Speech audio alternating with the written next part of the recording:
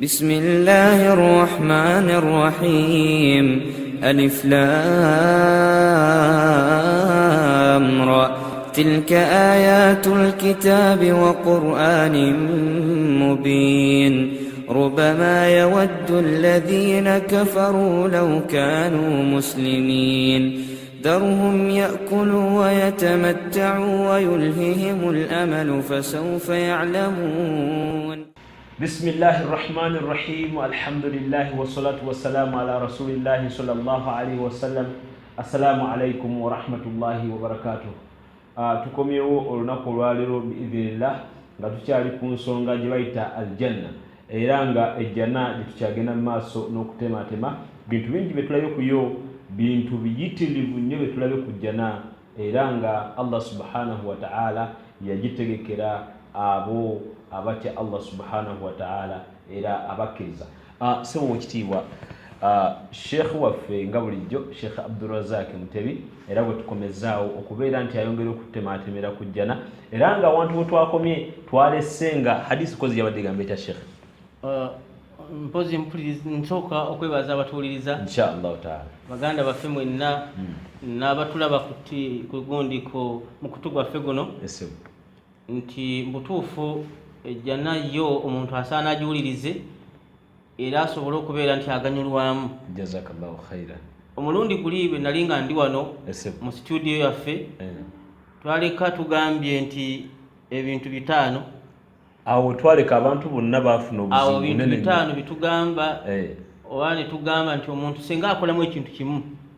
aba amaze okufuna garanti okuba nti Allah subhanahu wa ta'ala agenda kumuwejjana. Nzikiriza nsooke mpe abatulaba minati okusinza ku bitwakomako. Wallahi twava eri ne tulaba nga bamalayika batuleese ku jjana, tuyingidde mu jjana, ebigambo abakyala bagenda okubeera nti nno babeera nti baaniriza nabyo okitegeera abasajja baabwe abakyala b'omu jjana. Mpozi ne tulaba n'omukyala w'oku nsi butya bagenda okubafaanana. Kakati ate awo ne tuyingira mu laylatu fil janna, olunaku eba ekiro eky'omujjana.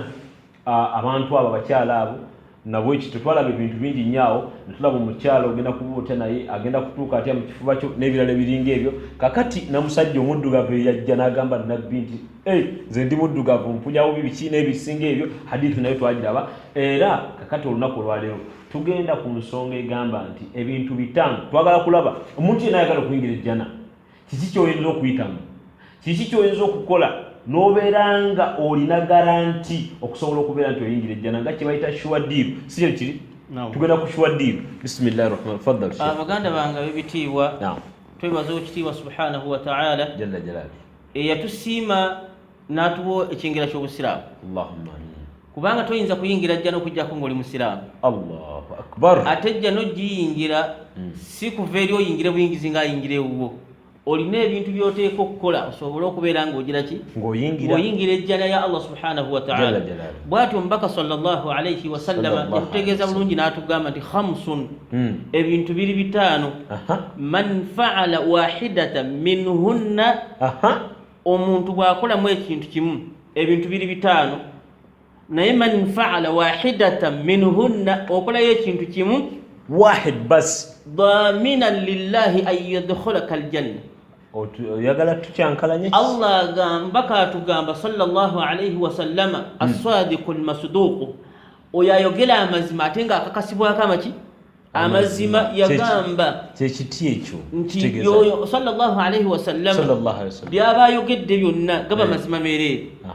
Yeti yayina kibayita exaggeration, okubeera nti omuntu awaana ekintu ekitaliiyo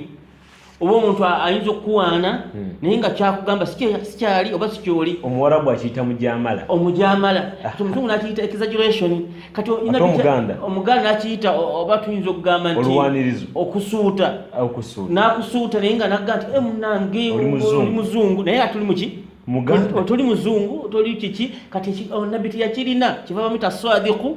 almasduq, sikwe okujubisa okujubisa ekintu nga kikyoli. Kati aswadiqul masduq ayogera amazima ate era nga akakasibwako amaki amazima sallallahu alayhi wa sallam. Kati yatugamba ebintu bimeka? Ebintu bitaano. Man fa'ala wahidatan minhunna, omuntu okola ekintu kimu, dhamina lahu lillahi an yadkhulahu aljanna, eyo beefuuse insurance ebeefuuse garanti y'okuba nti ogenda kuyingizibwa ejjana. Kati omuntu sooka owulire ebintu bino oyimiriddewa si mwana wattu bw'obitunulira olaba si bintu ebiri awo ebikaluba so ng'omuntu asobola okulima asobola okwetikka emigugu asobola okutikkula pickup namba y'emigugu naye ate nga bino ebintu bitono ekisooka mu byo. Qala sallallahu alayhi wasallam iyadatul marid singa muganda wo omusiraamu muwulira yenna ng'alwadde n'omanya nti sheekhe wange yalwadde muganda wange yalwadde mulirwana yalwadde n'ogenda n'omulaba ekyo kyennyini n'ogenda n'olaba omuntu oli lillahi jalla wa ala oba omaze okufuna garanti obukakafu obw'okuwejjana. Ninda akuseeka ekibuuzo kyenyiza okubuuza abantu abo omuntu singa agenda najjanjaba omulwadde n'akwata ssente oba bakulongoosa biliyoni za dola oba otegeeza just kugenda mulaba ebyo byonna osobola obikola naye waliwo atasobola bituukako naye bwoba obikoze biki birungi naye yagamba n'ogendayo n'omugaa ti munewasuza otya n'ova ewuwo n'ogenda munewasuza otya wasiibye otya weewulira otya okitegedde just oba olina kyomutwalidde fabiha wa ni'ima kirungi naye oba tosobodde n'ogenda ekyo ebigambo ebyo byokka byoyogera nga wavudde ewuwo dhamina lahu aljanna omubaka yatugamba eba garanti Allah kuwejjana ekyo olinganga agamba nti ejjana nyangu nnyo omuntu singa Allah bagigondeza tulina omulabe waffe shaytan agizotoya munabira watugenda sina budde n'obulwa obudde obugenda okulaba muganda w'omusiraamu so nga ate oba oguza ejjana Allahu akbar nabbi yatugamba nti omuntu akolamu kimu so si bitaano byonna tumala bituusa agamba nti man faala wahidata minhunna bw'okolayo ekintu kimu la ilaha kimu kyokka ekyo bumaze okufuna kati ate abikoze byonna kigambo kinene nnyo si kyekyo kyokka nabataba mulwadde n'ogenda n'omulambula naye ng'ekikututteyo omuganda wo lillahi si ku musaayi si mu kiki n'ogenda n'omulaba lillahi subhanahu wa ta'ala era omaze okufuna okuyingizibwa ejjana togenze kumuyiya mujja mu 1000 hadithi yajja mu Bukhari ne Muslim n'abalala anna rajula waliwo omusajja omu dhahaba liyazuura akha lahu yagenda liyazuura akhi lahu agenze kulaba muganda we kati aba atambula ali mu kkubo fa arsada Allahu lahu malaika Allah namusindikira malakan fi surati rajuli yajjira mu kifaananyi kya muntu naye omusajja yataddemu enniya ngende ku muganda wange kakooza Yusufu Mahmud Fatima n'agenda amulabe lillahi jalla wa ala kati aba ali mu kkubo fa arsada Allahu lahu malakan Allah namusindikira malaika nejja emubuuza aina turid aina tadhhab owange olagawa emugamba nti nno uridu an azula akhi fulani fillah waliwo muganda wange n'ayogera erinnya lye naye ngenda kumulaba muganda wange fillah sirisimu musaayi kati omusajja ono omusajja malayika ebuuza oli nti owange lihajatun laka indahu olinayo kyoyagala omusajja akikuwa ogende okifune agatila kyokka ng'omusajja tamanyi nti eno malayika yayita musajja wa bulijjo naye nga Allah yagitumye omusajja yalabye enniya ye agenda kulaba muganda weki n'amugamba nti oliyo obwetaavu naye nga tisirina amugamba nti likarabati bainaka wa bainahu waliwo oluganda lwammwe lubagatta olwokubadde nti muganda wo ogenda omulabeko kalala n'amugamba nti fa bini'mati lahu indahu waliwo ekyengira kyayina kyoyagala ogenda omuggyeko kalala malayika emugamba nti famima kati ekikutwalayo kiki kyetaaga ebyo muntu yagenda okunoonya muganda wange sajja alina emaari yaleese sente alina kiki waliyo olumbe waliyo ebyo byetutwala abantu naye agamba ebyo byonna sirina kati malayika emubuuza nti fa bima kati ki ekikutta ogende uli omusajja bw'ayanukula omusajja agamba essebo ekitiibwa nti uhibbuhu fillah omusajja mwagala bwagazi nga mwagala okwagala kuno mukwagala lwa Allah subhanahu wa ta'ala laisa li haja sirina haja singa kye mwetaagako senya bugagga sikumpa muwala we sikunfunira mulimu sikuntwala ebisibye njagala nempulira mwagala kuwa Allah mwagale kwa nabi yatugamba nti abantu babika 7 Allah agenda kubeteeka fi dhilli yawma la dhilla illa dhilla sengo mulimu omuntu senga ayagala munne Allah agenda kumuteeka mu arushi ye naku lugendo okubanga tewaliwo kisikirize kyonna just kumwagala lillah kumwagala lillah so sikugamba nti muina je mukubira endongo zammwe muina je musinkana ku ngeri y'okulaaya kati omusajja amugamba nti nno arsalani Allahu munnange Allah antumye yukhbiruka akutegeeza innahu yuhibbuka akwagala fi hubbika iyyahu lwokubadde oyagadde ki oli kululwe omwagadde kululwe naye akwagadde asembyeyo ekigambo ekyanneewuunyisa agamba nti wa aujaba laka aljanna Allahu akbar eri wajibu ogire ki efuuse wajibu ogiyingire sokolinde sigamba nti swala yeri teeka gyoli siteeka wabula si hijja si kusiiba kuba byonna byonna biri wajibu tubikole oteeka buteeka kugira ki sengoba n'obusobozi bwayo nebwe kino kyokoze lillah kugenda kumulambula ejjana ye Allah agambye lazi teeka wajibu okuba nti ki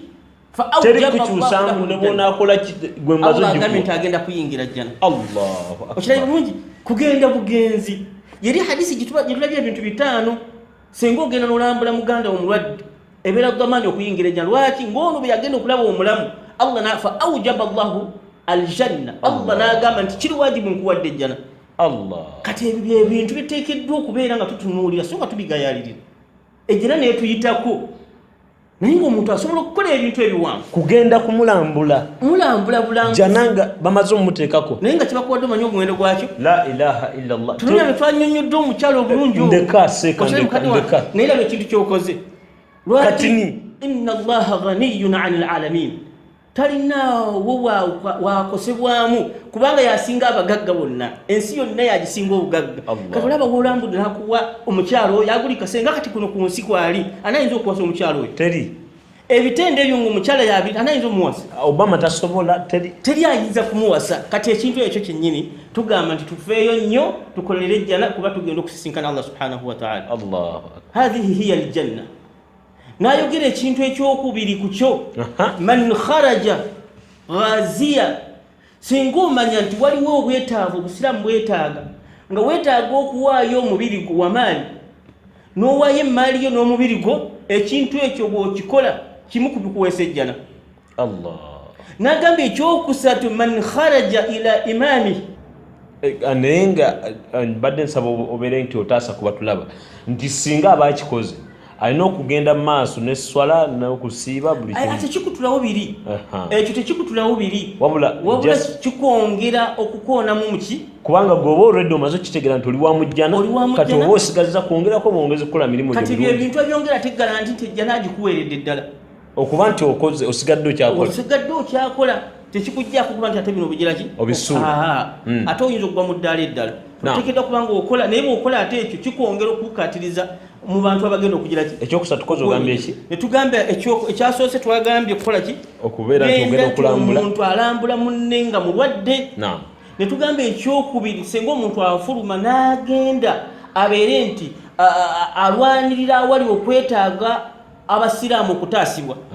oba maali ye gyawaddeyo ekyokusatu man kharaja au man dakhala ila imaamihi senga omuntu agenda erimu imaamu we mukulembeze we ihtiraman ng'agenda kumuwa kitiibwa wa ta'zizihi na kumugulumiza imaamu n'agenda amulabako n'amubuuza n'afuluma n'agenda kyekimu ekigenda okumuweesa ejjana kyekimu n'ogenda ogamba seka munange imaamu maze okukubuuzaako wasalaamu alaikum ngenze munnange ku bantu e Uganda engeri gye banyomamu ba imaamu kyekyo naye nga tejja n'eri ku bantu abo lwaki kubanga bakutunuza eri Allah subhanahu wa ta'ala farafa'ahu Allahu daraja Allah yamusitula bw'ogenda okumubuuzaako obubuuzi Allah akuwa jjana wamma kuzira Allah yagamba waja'alna lilmuttaqina imama kyekyo kyagamba nti al ulama'u warasatul anbiya obanga agenza okubuuza ku nabbi lwaki kubanga ali mu kifo kya nabbi sallallahu alayhi wa sallam oba bannabbi ba Allah subhanahu wa ta'ala omulimu gwe bakola gwakola yensonga lwaki imaamu bw'ava kukola ekkuba ettuufu Allah lyamwagala ate Allah amuteekako azabun alim kubanga aba akumpanyiza